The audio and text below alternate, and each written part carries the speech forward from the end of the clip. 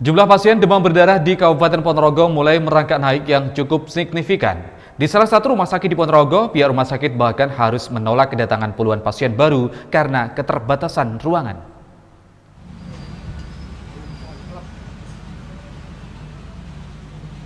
Seperti ini suasana Rumah Sakit Aisyah di Kabupaten Ponorogo. Sejak musim hujan di awal tahun, angka kasus pasien demam berdarah mulai merangkak naik. Dari pasien yang dirawat rumah sakit, setidaknya ada 21 pasien yang terserang nyamuk Aedes aegypti. Salah satu pasien bahkan harus dirawat di ICU. Kepala Humas Rumah Sakit Aisyah, Muhammad Arbain menuturkan sejak bulan Januari, jumlah pasien DB mulai merangkak naik dari yang biasanya hanya 4 pasien yang dirawat, kini mencapai 20 pasien. Arbain menekankan sejak peningkatan pasien DB, pihak rumah sakit harus menolak puluhan pasien sejak bulan Februari. Di bulan Februari, Rumah Sakit Aisyah menolak setidaknya 88 pasien dan di awal Maret ini, pihaknya sudah menolak 24 pasien.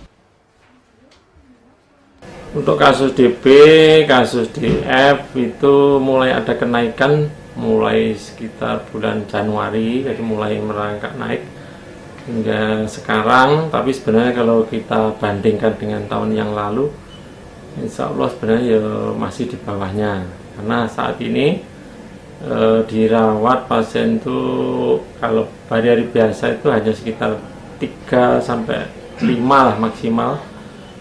Sekarang dirawat ada 20 pasien, jadi ada DF-nya, dengue fevernya ada sekitar 6, yang sisanya ada DB.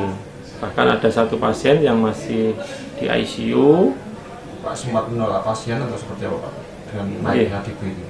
Untuk penolakan pasien, karena secara umum untuk kasus itu kan macam-macam ya, jadi tidak hanya kasus DB saja. Ini di Rumah Sakit Aisyah memang bulan Februari saja kita sudah menolak 88 pasien.